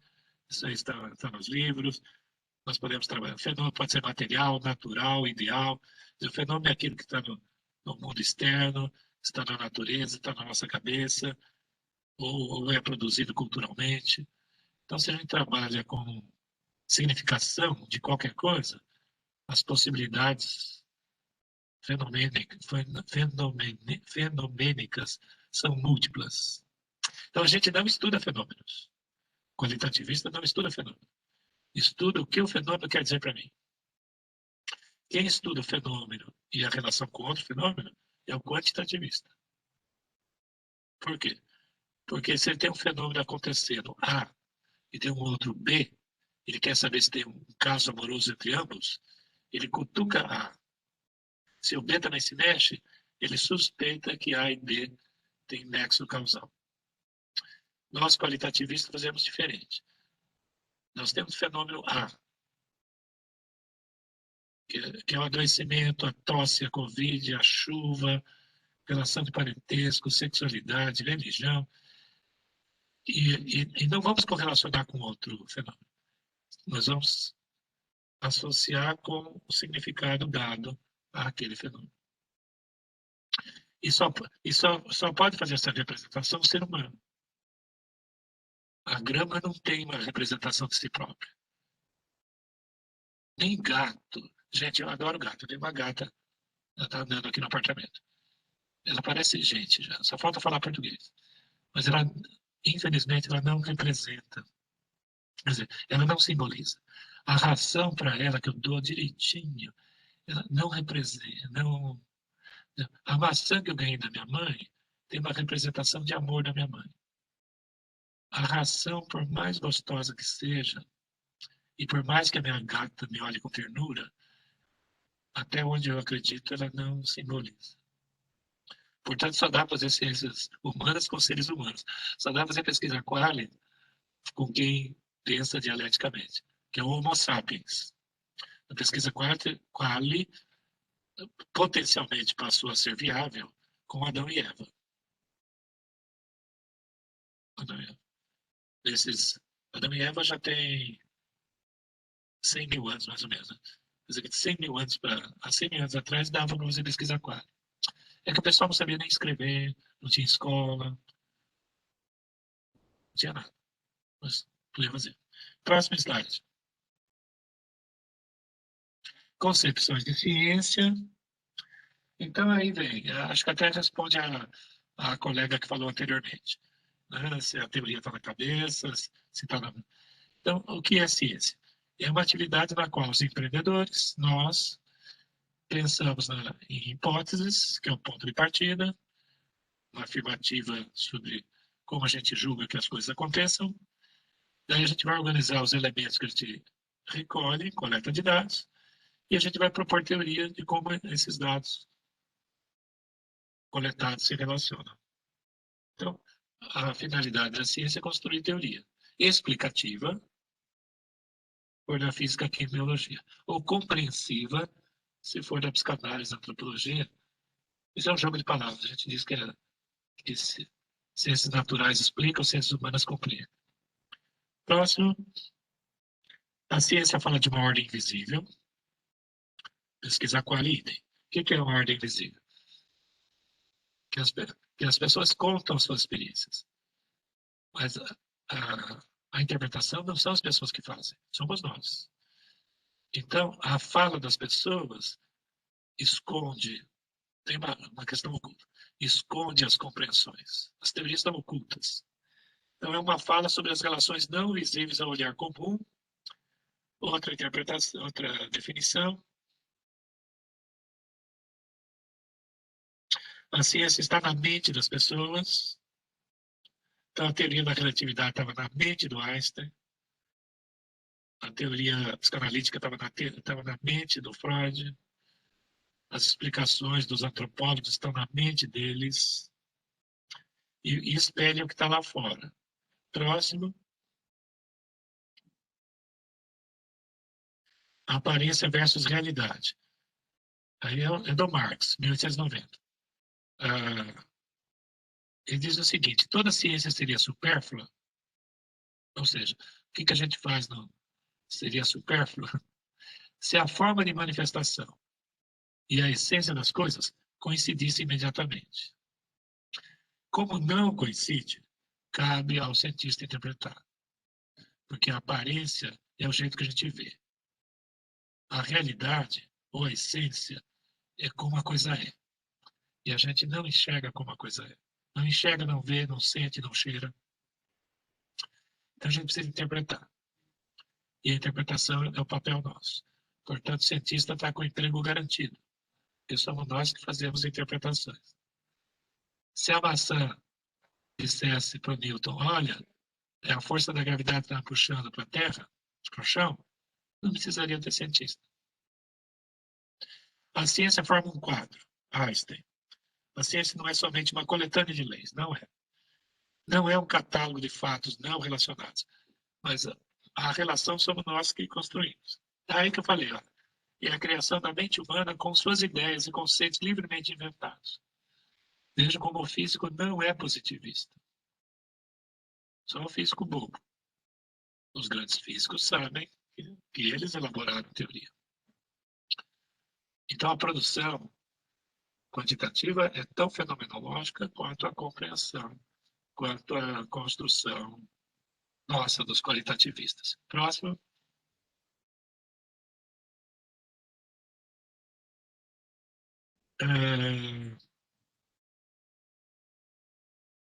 Aí apenas uma chamada de atenção, que o recorte do objeto está dentro, portanto, do paradigma.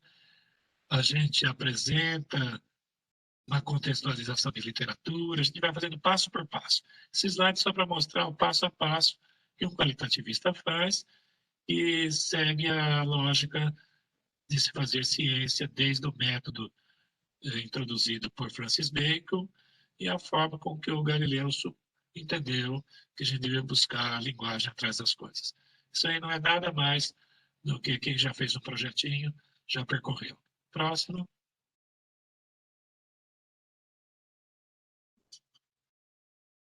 E na pesquisa quali também temos que ter os mesmos recursos pedagógicos para imaginar o projeto. Então, são as 3 perguntas que a gente costuma fazer. Né? A pergunta, qual foi sua pergunta de pesquisa? Então, se é quali, a pergunta de pesquisa é a seguinte: que significado você quer investigar? Você quer investigar o que as pessoas pensam sobre o quê? Tem que ter uma pergunta. 2, qual é?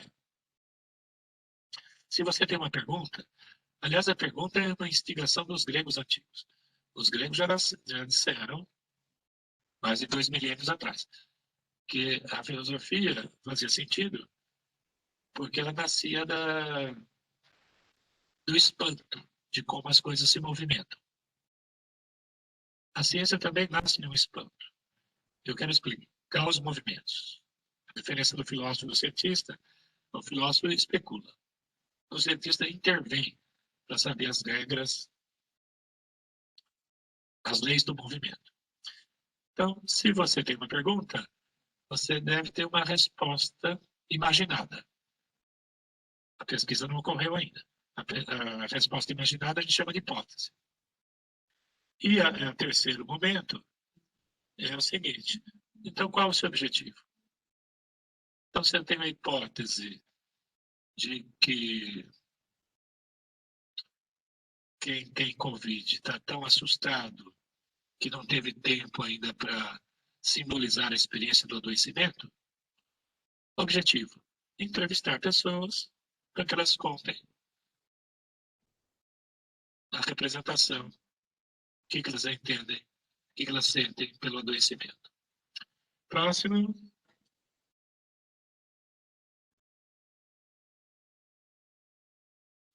Então, esse quadro, eu não vou ler linha por linha, não, mas mostra, pode passar todos, a diferença entre ciências naturais e ciências humanas. Desconfigurou aí. Mas para que servem livros, para que servem artigos, e como em ciências humanas a gente trabalha com suporte teórico, e como em ciências naturais nós também temos suportes teóricos, mas trabalhamos com significados. A leitura desse slide, ele é relativamente intuitivo. Então, é apenas uma diferenciação entre livros e artigos. Pode passar para outro, eu não vou ler linha por linha, vocês vão ter o slide, depois vocês leem. Esse slide eu introduzi faz pouco tempo. É sobre a escrita. A gente apanha muito para escrever artigos qualitativos. Se for um antropólogo escrevendo um texto de antropologia para publicar numa revista de antropologia, é fácil. Se eu sou experimentalista na área biomédica, faço um experimento e vou publicar numa revista biomédica, é fácil. Fácil assim. São muitos artigos que chegam, a maioria é recusada, porque tem lá um gargalo, não é fácil. Mas eu estou dizendo assim, em termos de linguagem, falam a mesma linguagem. Então não tem esse obstáculo. Esse texto aí é para acudir a nós que fazemos pesquisa qualitativa na área da saúde. Porque o confronto interparadigmático é grande.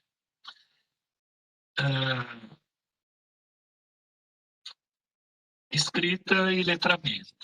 Aliás, depois amanhã vai ter um encontro de pesquisa qual e tem uma colega de letras da linguagem que vai falar sobre a linguagem das ciências humanas e a linguagem das ciências naturais. Não estou falando mais da pesquisa, mas como é que os colegas que trabalham nessas áreas, como é que funciona a organização do pensamento. Então, a escrita é uma mediação, não há conhecimento científico sem seu registro escrito.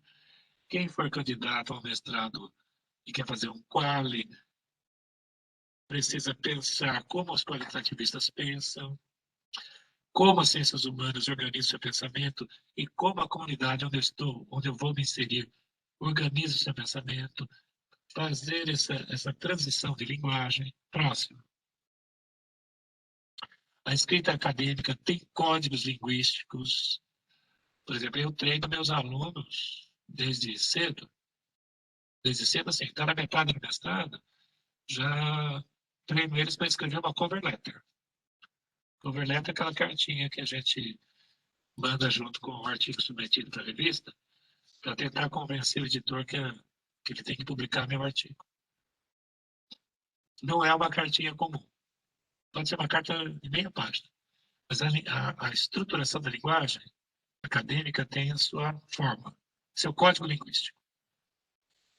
E para vender um produto quali, também tem um código linguístico.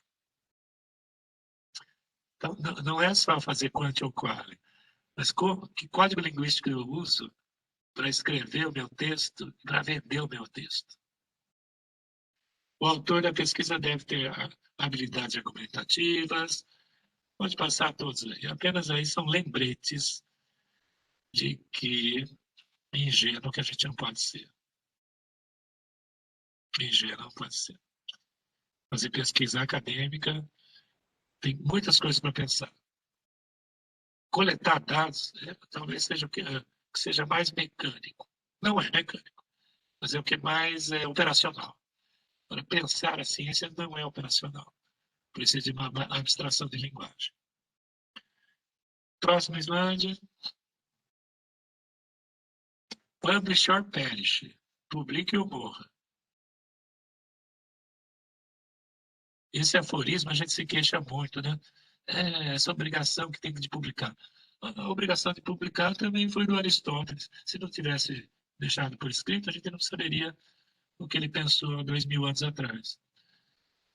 Então, a gente não é educado para escrever, usar a linguagem e conhecer as manhas da divulgação científica. Publish or perish. Já tem quase 100 anos essa frase. Agora eu vi dizer que estão brigando, a gente tem que publicar. Como se fosse 2020, né? Em 1928, os americanos já criaram Publish or perish. E o Aristóteles também. Ou ele publicava ou a ideia dele teria morrido. Pronto, esse é só um lembrete. Pode terminar esse slide. E tem um quadrinho que vai aparecer agora. Não apareceu. Está um pouco desfigurado. Mas quando vocês virem nos seus notebooks, vocês vão ver. Então, esse quadro aí, já finalizando, fenômeno é qualquer acontecimento, é qualquer ocorrência passível de ser registrado pelo sensório humano. Tudo que eu vejo, sinto, cheiro, palpo, e tenho consciência de que aquilo existe, aquilo é um fenômeno. O fenômeno é algo que tem luz própria, que é passível de ser registrado, visto. Pode ser uma estrela lá no fim do mundo, pode ser minha lágrima que escorreu agora, a chuva, o choro de alguém, a tosse, o miado de um gato, a criança na escola. Fenômeno. Todo fenômeno é passível de observação, portanto de registro, e eu represento o fenômeno na minha consciência a partir de experiências, das minhas percepções. Eu serei um pesquisador qualitativista se eu for atrás do querer dizer das pessoas em cima do fenômeno. Aí, novamente, falhou uma palavra, mas está escrita aí, o fenômeno é passível de ser registrado. E a última, pode ir no fim, vamos ver se aparece. O vermelho não apareceu novamente. E a interpretação. Se eu discuto, interpretando, compreendendo, eu como pesquisador, quais foram os significados dados, trazidos, relatados pelos sujeitos, eu estou fazendo pesquisa qual. Se eu vou direto e interpreto lá em cima o fenômeno, está faltando palavras aí. Eu não faço qual, eu faço quantos. Então, se eu sou dentista e faço uma série de perguntas, quanto que dói, que lugar que dói, eu faço um diagnóstico, é cárie. Isso é quanto? São uma série de dados que eu relaciono matematicamente para fazer um diagnóstico. Então, o quantitativista, ele interpreta diretamente o fenômeno. O qualitativista não trabalha com a cárie, com a dor de dente. Ele trabalha com o significado que a Dona Maria dá para a dor de dente. Então, eu querer dizer. Próximo.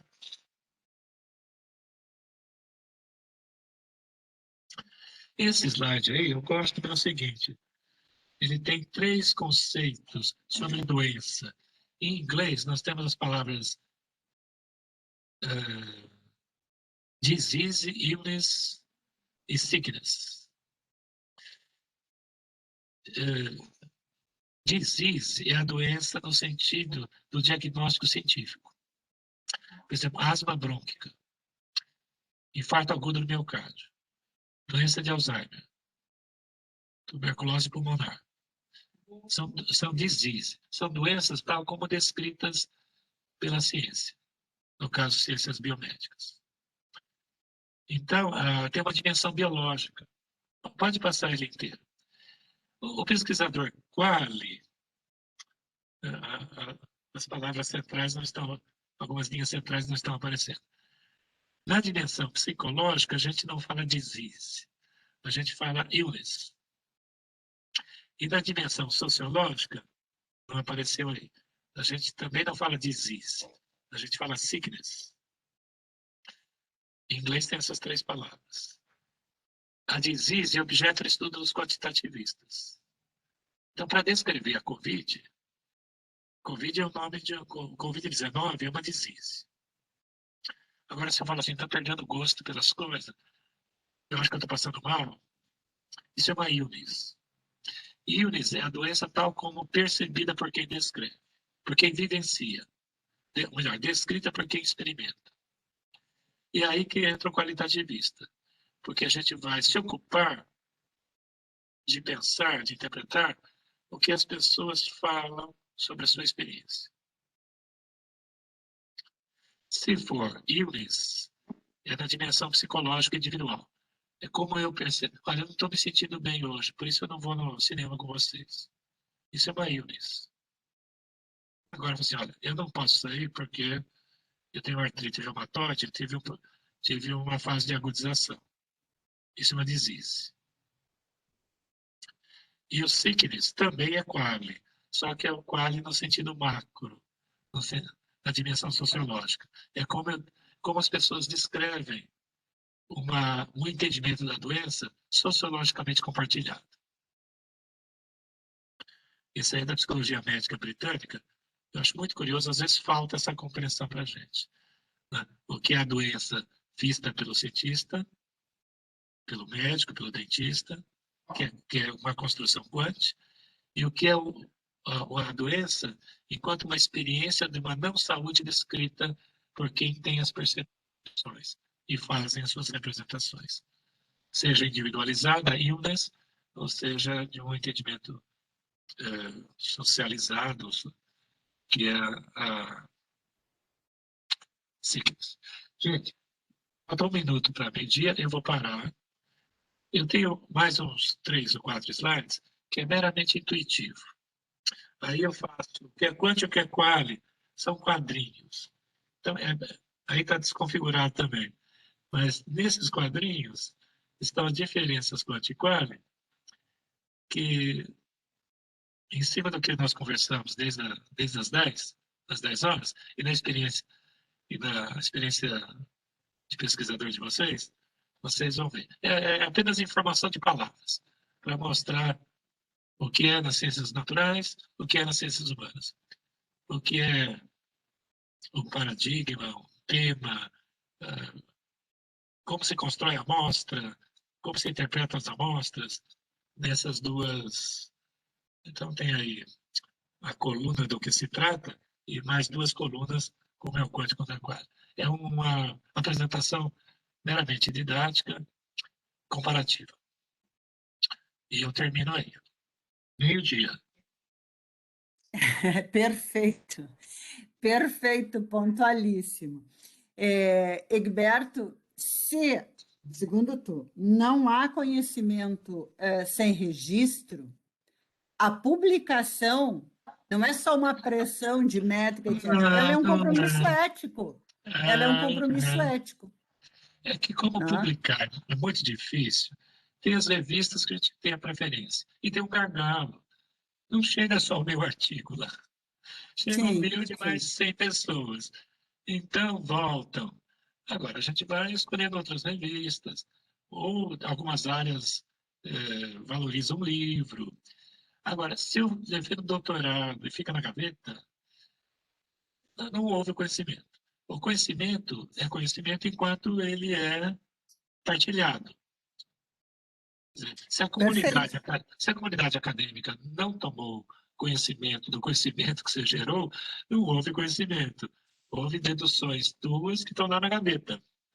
Então, se Aristóteles não tivesse publicado, ou se qualquer cientista, qualquer pensador não tivesse publicado, ele poderia ter tido ideias excelentes, mas se ele não divulgou, ficou desconhecido.